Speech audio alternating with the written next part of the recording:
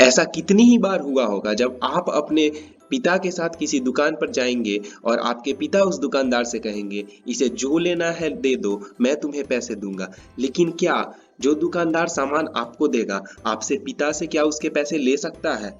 तो ऐसा ही एक केस था, Goulston discount company limited versus Clark 1967 2 QB 493, जिसमें कि कहा गया था हाँ ऐसा हो सकता है क्योंकि ये है इंडेमनिटी जो कि होता है स्पेशल कॉन्ट्रैक्ट्स। तो हेलो फ्रेंड्स, आज का हमारा टॉपिक है स्पेशल कॉन्ट्रैक्ट्स का पहला कॉन्ट्रैक्ट का टाइप, जिसका कि नाम है इंडेमनिटी, जो कि हमारे इंडियन कॉन्ट्रैक्ट एक्ट में सेक्शन 124 और सेक्शन 125 में दिया गया है। सेक्शन 124 कॉन्ट्रैक्ट ऑफ इंडेमनिटी को डिफाइन करता है, जिसमें लिखा गया है a contract by which one party promises to save the other from loss cause to him by the conduct of the promisor himself or by the conduct of any other person is called a contract of indemnity।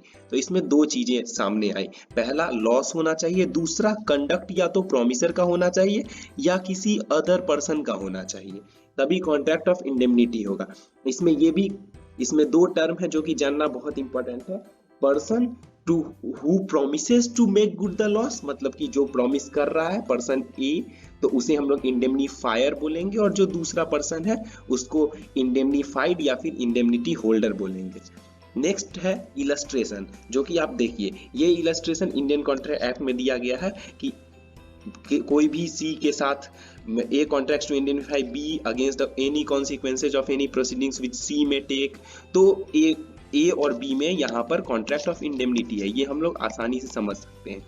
ये second illustration है, ये भी आप देख सकते हैं, जिसमें लिखा है A and B claim certain goods from a railway company as rival owners. A takes the delivery of the goods by agreeing to compensate the railway company against the loss in case B turns out to be the true owner. यहाँ A और railway company के बीच में contract of indemnity है, ये भी बहुत आसानी से समझ। लेकिन इसमें कुछ चीजें हैं जो कि हमारे डेफिनेशन में इंक्लूडेड नहीं थी, जैसे implied promises to indemnify। दूसरा था cases where loss arises from accidents and events not depending on the conduct of the promisor or any other person। क्योंकि आप देखिए होइएगा डेफिनेशन में जस्ट लिखा हुआ था conduct of the promisor himself or any other person, लेकिन accident तो बिना किसी के कंडक्ट के भी हो सकता है, तो क्या वहाँ कॉन्ट्रैक्ट ऑफ इंडेमनिटी काम करेगा?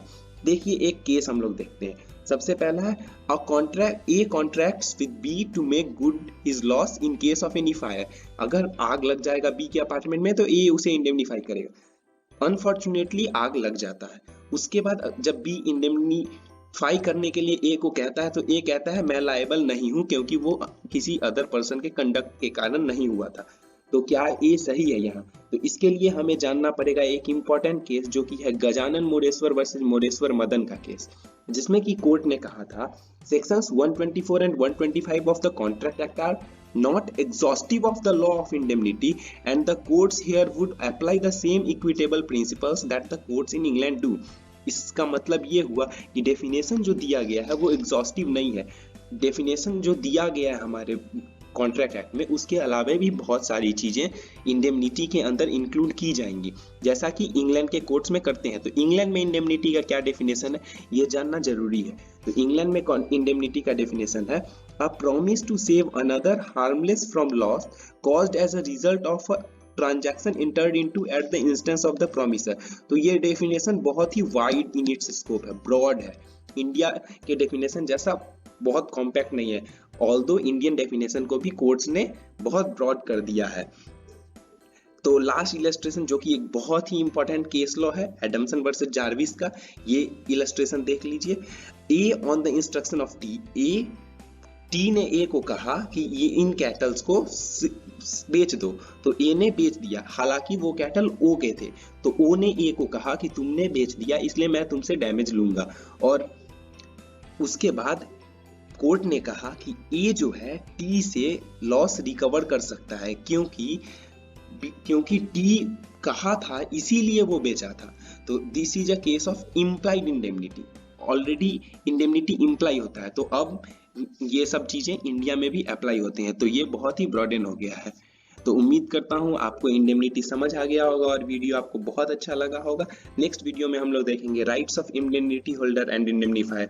तब तक के लिए इस वीडियो को लाइक कीजिए, शेयर कीजिए, सब्सक्राइब कीजिए और अपना बहुत बहुत ख्याल रखिएगा। Thank you and goodbye, take care.